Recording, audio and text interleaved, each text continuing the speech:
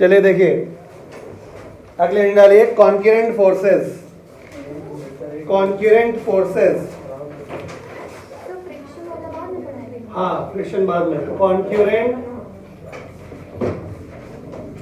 Forces, ठीक है। Non contact forces में अपने पास फ्रिक्शन, सॉरी कॉन्टैक्ट फोर्सेस में अपने पास चौथी कैटेगरी जो फ्रिक्शन है वो ये सब पढ़ने के बाद पढ़ेंगे, ठीक है।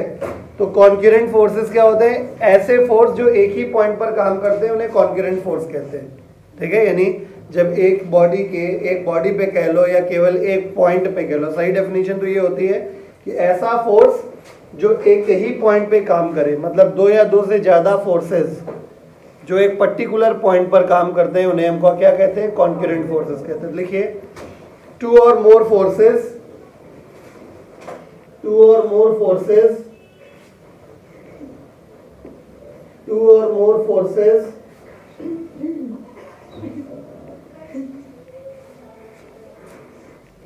two or more forces acting at the same point of the body, two or more forces acting at the same point, two or more forces acting at the same point of a body, two or more forces acting at the same point of a body, at the same point of a body simultaneously are called concurrent forces. Two or more forces acting at the same point of a body simultaneously are called concurrent forces. ठीक है, समझ में आ गया? अब concurrent force समझ ही गए होंगे आप। कॉन्करेंट फोर्स मतलब बॉडी पर एक ही जगह काम करता है, यानी एक ही बॉडी पर जब दो या दो से ज्यादा फोर्स एक साथ काम, जैसे सिंपल एग्जांपल लेते हैं, ठीक है। अगर हम छोटी सी बात अगर यहीं पे लें कि हमारे पास ये एक बॉडी है, मतलब ये एक सरफेस है, उसके ऊपर ये एक बॉडी रखी हुई है, ठीक है, ये बॉडी रखी हुई है, तो इसका जो वेट होगा वो इसके सेंटर पे लगा हुआ मानेंगे हम, सेंटर ऑफ ग्रेविटी। तो ये वेट इसका इधर काम करेगा, ठीक है। और जो नॉर्मल रिएक्शन फोर्स होगा सरफेस की वजह से वो भी इसी के थ्रू पास हो जाएगा ऐसे। यानी आप कह सकते हो कि जो नॉर्मल रिएक्शन फोर्स है वो बॉडी के इस ओ पॉइंट पे काम कर रहा है, यानी नॉर्मल रिएक्शन फोर्स और वेट बॉडी के एक ही पॉइंट पे काम कर रहे हैं, ठीक है।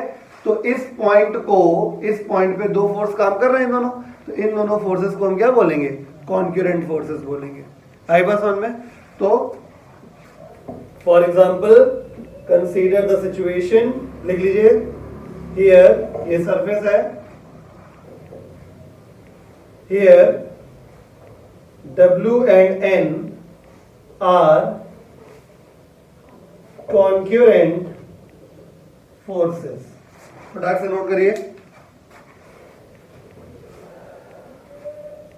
Here W and N, यानी W मतलब वेट and N मतलब normal reaction force, are concurrent forces, ठीक है। अब कॉन्करेंट फोर्स जब लगे होंगे तो क्या हो रहा होगा, ठीक है। तो इफेक्ट ऑफ कॉन्करेंट फोर्सेस,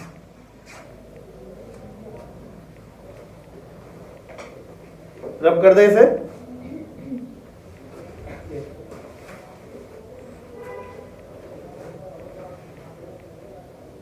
ठीक है।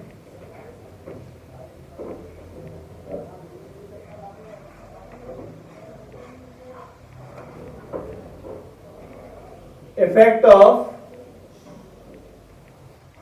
concurrent forces, effect of concurrent forces. concurrent forces का क्या असर होता है, ठीक है। concurrent फोर्सेस का यह असर होता है कि या तो बॉडी रुकी रहेगी, और या तो बॉडी कांस्टेंट, ऐसा समझिए भाई, अल्टीमेटली दो चीजें हो सकती हैं, या तो फोर्सेस बैलेंस होंगे या तो फोर्सेस अनबैलेंस होंगे। जब एक सिंपल सी बात है, एक बॉडी पे जब दो फोर्स काम करेंगे, एक बॉडी पे जब दो या दो से ज्यादा फोर्सेस काम करेंगे तो उसमें दो स्थितियां हो सकती हैं। या तो फोर्सेस वो सारे बैलेंस होंगे या तो अनबैलेंस होंगे। अगर फोर्सेस बैलेंस होंगे, ठीक है, तो 100% वो बॉडी में, समझिएगा, या तो रेस्ट कंडीशन में होगी, यहाँ पे टेक्निकल चीज़ है, ऐसा समझिए, मैं फ्लो चार्ट बना कर समझाता हूँ, ठीक है। टू सिचुएशंस आर पॉसिबल, ठीक है, या तो बैलेंस्ड कॉन्करेंट फोर्सेस होंगे, या तो अनबैलेंस्ड कॉन्करेंट फोर्सेस होंगे।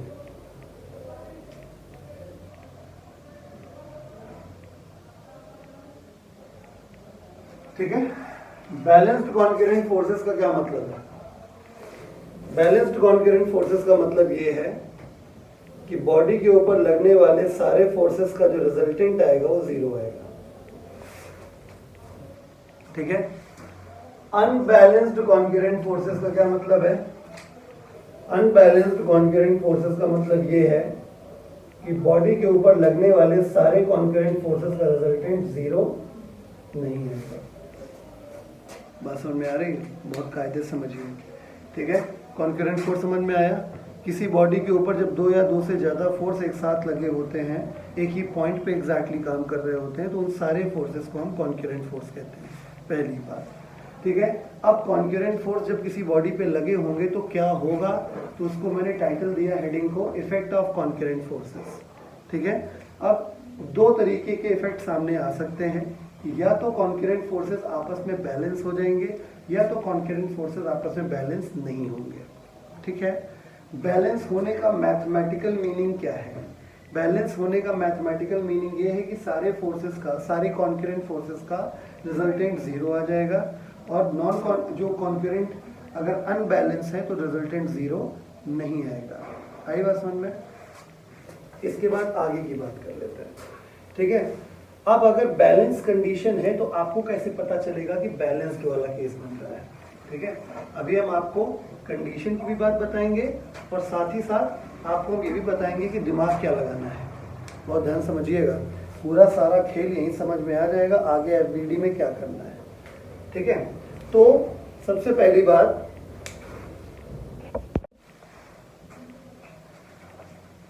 तो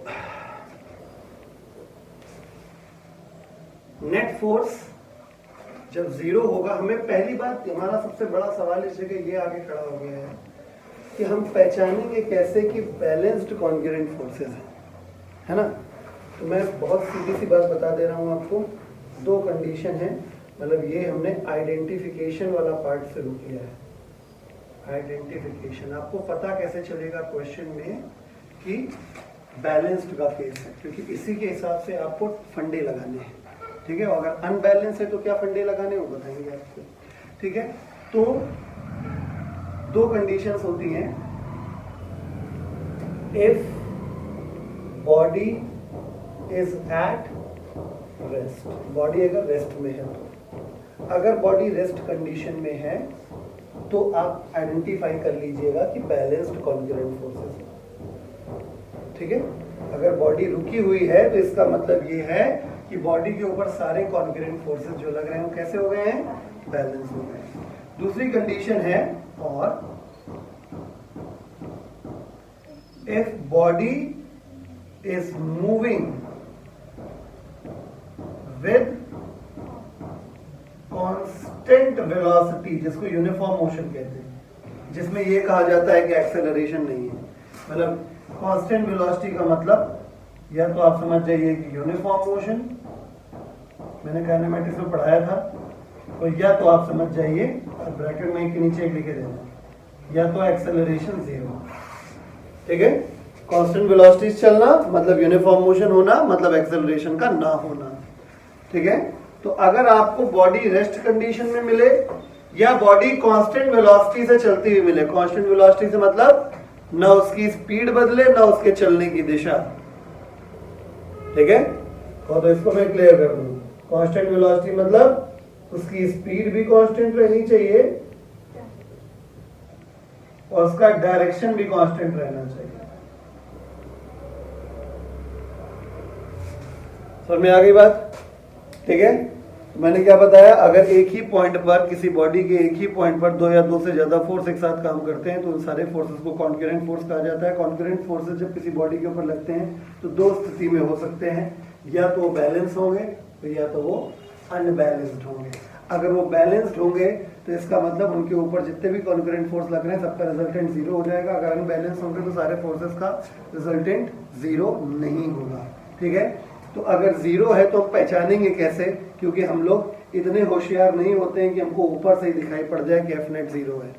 ठीक है, तो हम लोग पहचानेंगे कैसे? तो फिजिकली बॉडी को या क्वेश्चन को पढ़ के या क्वेश्चन में जो कंडीशन दी है उसको देख के कैसे पहचानेंगे, तो उसका आइडेंटिफिकेशन बताया मैंने। ठीक है, कि बॉडी अगर बैलेंस कंडीशन में है, बैलेंस कॉन्करेंट फोर्सेस काम कर रहे हैं, तो बॉडी या तो रेस्ट में होगी या अगर मूव कर रही होगी तो उसकी वेलोसिटी कांस्टेंट होगी। वेलोसिटी कांस्टेंट होने का मतलब उसकी स्पीड भी फिक्स होगी और डायरेक्शन भी फिक्स होगी। ठीक है, इसी को आप यूनिफॉर्म मोशन भी कहते हैं और इसी को आप ये कहते हैं कि ऐसा मोशन हुआ है जिसमें एक्सेलरेशन जीरो है। अब अगला मुद्दा यहाँ पे आता है हमारा कि सर फंडे क्या लगाएंगे, फॉर्मूले क्या लगाएंगे, तो वो हम बताने जा रहे हैं आपको। ठीक है, अगर आप पहचान जाओ कि ऐसा कुछ हो रहा है, ठीक है, तो आप फंडे ये लगाओगे। ठीक है, ऊपर की तरफ के forces F up is equal to F down and F left is equal to F right. ऊपर की तरफ का फोर्स इक्वल टू नीचे की तरफ का फोर्स और दाएं की तरफ का फोर्स इक्वल टू बाएं की तरफ का फोर्स, टोटल हो गई। ठीक है, क्लियर? इससे आ जाएगा आपका जो भी होना है। अब आते हैं अनबैलेंस की साइड पे। अनबैलेंस कंडीशन में क्या होना है?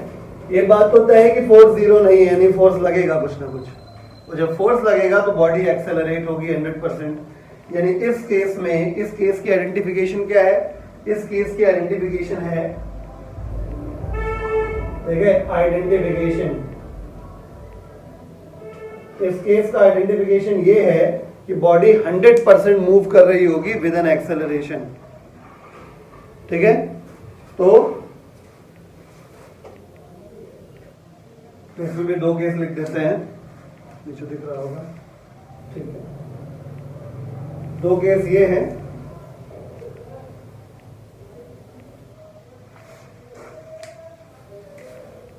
ठीक है, if body moves with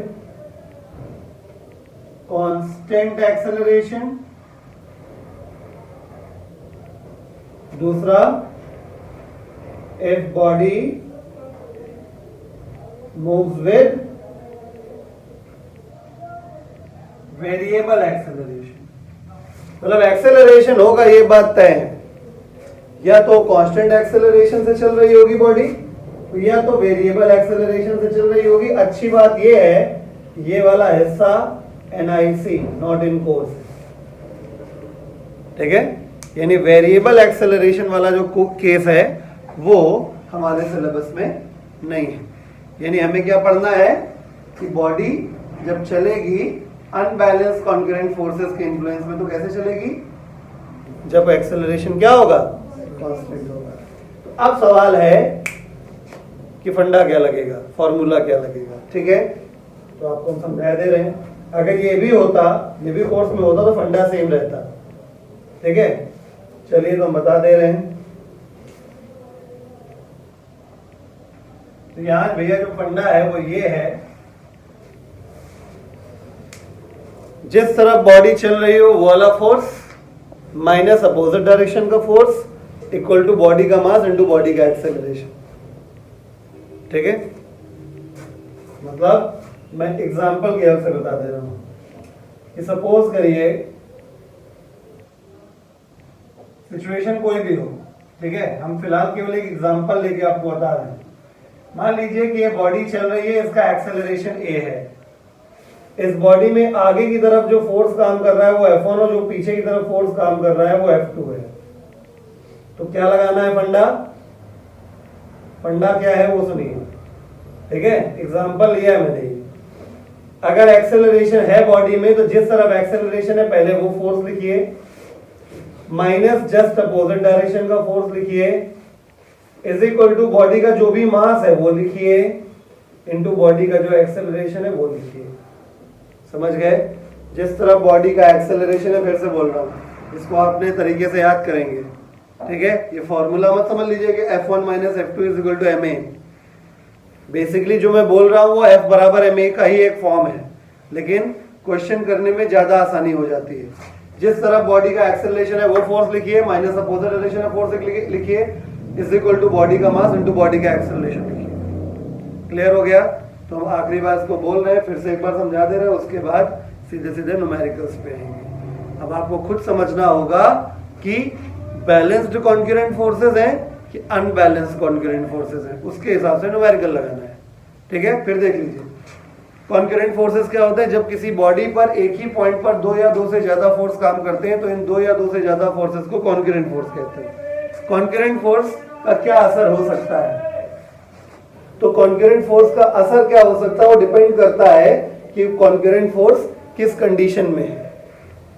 concurrent force क्या असर करेंगे ये इस बात पे डिपेंड करता है कि कॉन्करेंट फोर्स किस कंडीशन में, बैलेंस कंडीशन में कि अनबैलेंस कंडीशन में। बैलेंस कंडीशन का मतलब होता है टोटल फोर्स का जीरो हो जाना, सारे कॉन्करेंट फोर्सेस का रिजल्टेंट जीरो हो जाना, और अनबैलेंस का मतलब होता है रिजल्टेंट का जीरो ना होना, ठीक है?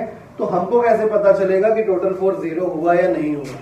तो इसके लिए पहचान मैंने बताई आपको कि दो चीजों में से एक हो जाएगी, ठीक है? ओके, यहां भी और लिख दे रहे हैं। तो यहाँ पे दो में से एक चीज आपको दिखाई देगी, या तो बॉडी रेस्ट कंडीशन में होगी, या तो बॉडी अगर चल रही होगी तो कांस्टेंट वेलोसिटी से चल रही होगी, यानी कि यूनिफॉर्म मोशन कर रही होगी, यानी कि एक्सेलरेशन जीरो होगा, यानी कि स्पीड भी कांस्टेंट होगी और डायरेक्शन भी वही रहेगी, ठीक है? अगर ऐसा इन दोनों में से कोई भी केस आपको मिलता है, समझ जाइएगा कि बैलेंस्ड कॉन्करेंट फोर्स का केस है, यानी total force net resultant zero आएगा। तो इसके लिए फॉर्मूले हमारे पास क्या है? ऊपर की तरफ बॉडी पे जो फोर्स लग रहा हो इज इक्वल टू नीचे की तरफ का फोर्स, और दाएं की तरफ का फोर्स इक्वल टू बाएं की तरफ का फोर्स, ठीक है? ये हो गया बैलेंस का केस। मोस्टली न्यूमेरिकल इसका आता है, ठीक है? भले ही हम शुरुआत इससे कराएंगे, ठीक है? तो अनबैलेंस में क्या है? रिजल्टेंट फोर्स जीरो नहीं होता। इसको पहचानने की तरीका क्या? दो चीजें हो सकती हैं, दो चीजें क्या अल्टीमेटली चीज ही की है, एक्सेलरेशन जरूर होगा। अब ये अलग बात है कांस्टेंट है कि वेरिएबल है, ठीक है? वेरिएबल एक्सेलरेशन है वो अपने कोर्स में नहीं है, कांस्टेंट एक्सेलरेशन अपने कोर्स में, ठीक है? तो अगर एक्सेलरेशन से चलती हुई बॉडी दिख रही है तो 100% ये वाला केस है। ऐसी स्थिति में क्या करना है? आपको पता चल ही जाएगा कि किस तरफ एक्सेलरेशन है। बॉडी जिस तरफ चल रही होगी वही तरफ एक्सेलरेशन होगा, ठीक है? तो जिस तरफ एक्सेलरेशन है वो वाला force minus opposite direction of force equal to body का मास इनटू बॉडी का एक्सेलरेशन, ये बनता है, ठीक है? इतना कॉपी कर लीजिए। चलिए, पढ़ाने के लिहाज से मैं फिलहाल आपको बता दे रहा हूं कि हम शुरुआत करेंगे किसके हिसाब से? बैलेंस्ड कॉन्करेंट फोर्स से। केवल एक ही सवाल मुझे कराना है, इसमें ज़्यादा पेन नहीं लेना है क्योंकि ज़्यादा न्यूमेरिकल इस पोर्शन से नहीं, इस पोर्शन से आता है, ठीक है? तो क्वेश्चन मेरी शीट का है, क्वेश्चन नंबर 6, एनसीईआरटी का एग्जाम्पल 5.6 है। लिखा है a mass of 6 kg suspended by a rope of length 2 meter from the ceiling. First off, a force of 50 Newton in the horizontal direction is applied at the midpoint P of the rope as shown. What is the angle the rope makes with the vertical in equilibrium? Equilibrium मतलब balance, खुद ही बता दिया। Question mark, take G is equal to 10 meter per second square, neglect the mass of the rope, ठीक? तो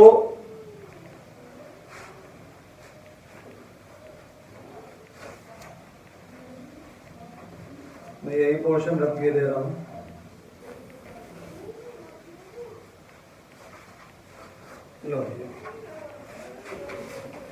question number 6 है NCERT से,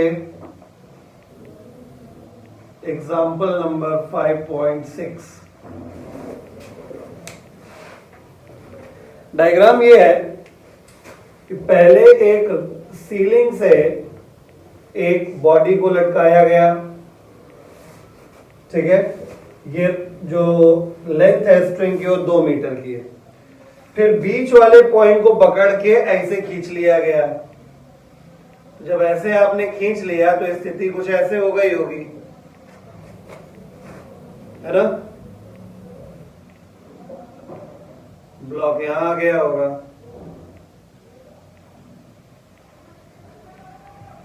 यानी फोर्स किधर लगा, एफ लगा। ठीक, बॉडी का मास कितना, 6 किलो।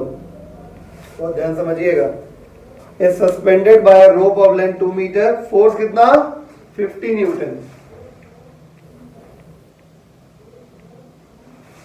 ठीक है, तो रस्सी ने वर्टिकल के साथ कितना एंगल बनाया, ये वर्टिकल डायरेक्शन है, तो मान लेते हैं थीटा निकालना है। पहले नहीं पढ़ा क्वेश्चन, क्वेश्चन बहुत सीधा सा है कि एक 2 मीटर की रोप थी, ठीक है, उसमें 6 किलो की बॉडी लटक रही थी। चलो हम पूरा बना ही देते हैं। ये 2 मीटर की रॉड थी, रोप थी, सॉरी रोप, 2 मीटर की रोप थी। ये इसका मिड पॉइंट है, एम पॉइंट कह देते हैं, ये पॉइंट पी बोला गया है, पॉइंट पी बोला गया, मिड पॉइंट पी बताया गया है। पी पॉइंट को पकड़ा और इन्होंने पकड़ के 50 न्यूटन लगा के खींच दिया है ऐसे, 50 न्यूटन फोर्स लगाया, ठीक है, और एक जगह पे लाके किसी इंस्टेंट पे जाके रोक दिया जब इक्विलिब्रियम आ गया। तो इस बनी बात है, आकार कुछ इस तरीके से हो जाएगा। तो वर्टिकल के साथ कितना एंगल बना है ये हमें कैलकुलेट करना है। ठीक है, अब इसको सही से आप अगर बनाइए तो हम इधर फिर बनाते हैं, ध्यान से समझिएगा। ये रिजिड सपोर्ट हो गया तुम्हारा, ये वर्टिकल हो गया, ये स्ट्रिंग हो गई, ठीक है, इस तरफ फोर्स हो गया, इसको भी रब कर ही देते हैं।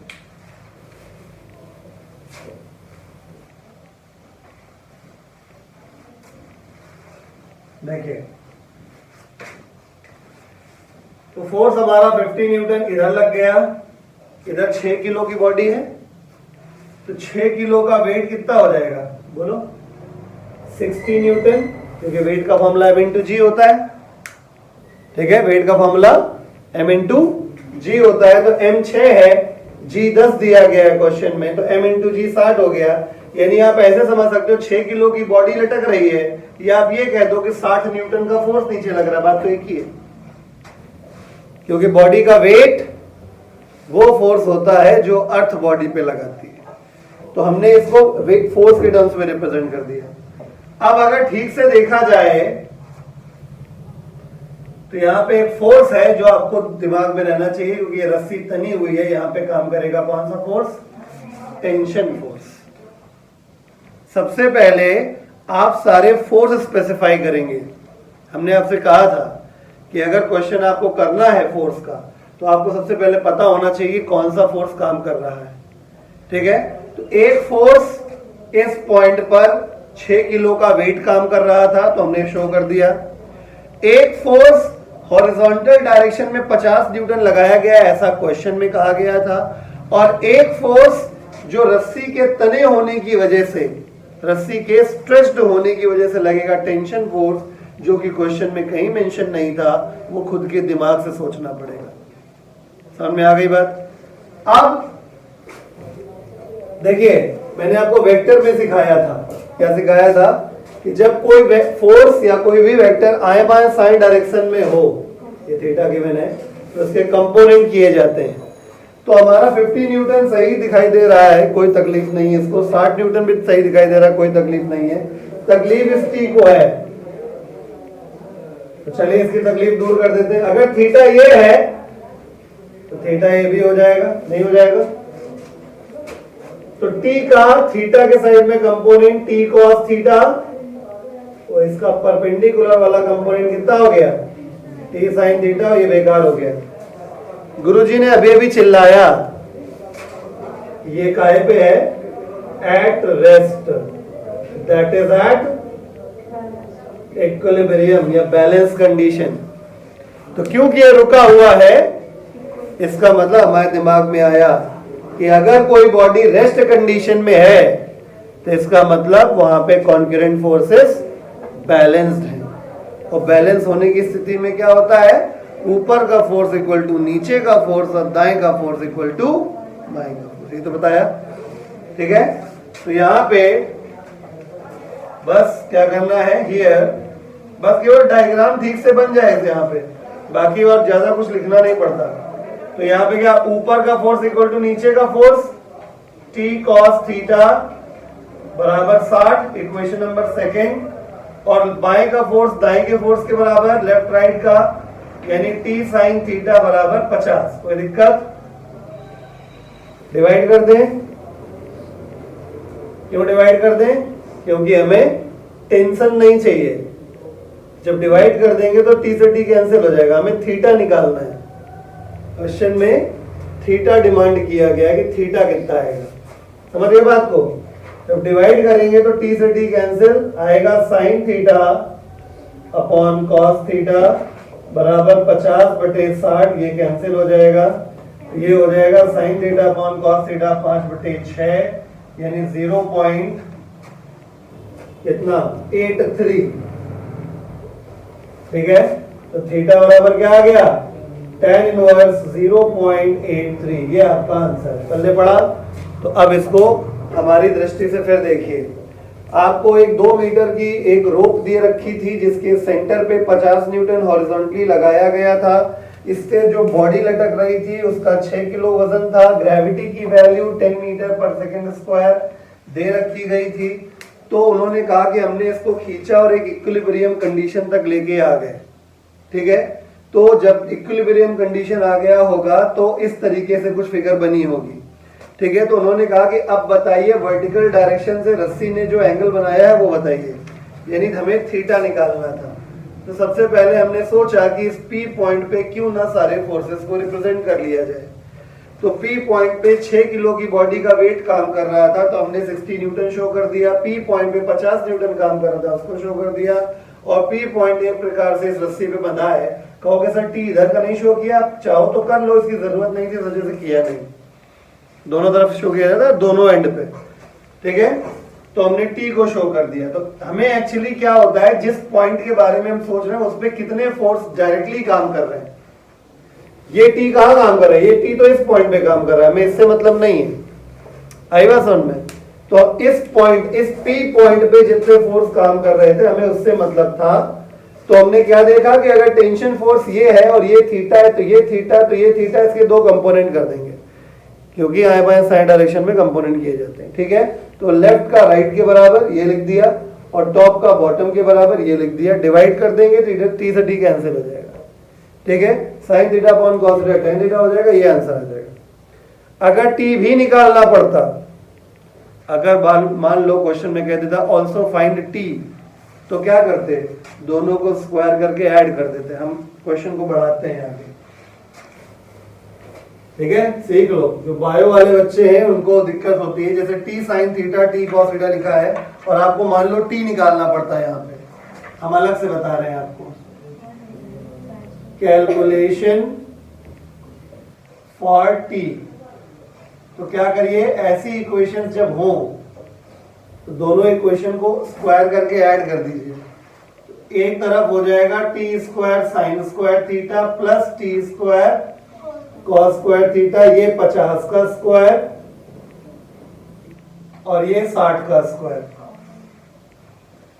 T स्क्वायर ये हो गया sine square theta plus cos square theta is equal to 50 का स्क्वायर प्लस 60 का स्क्वायर,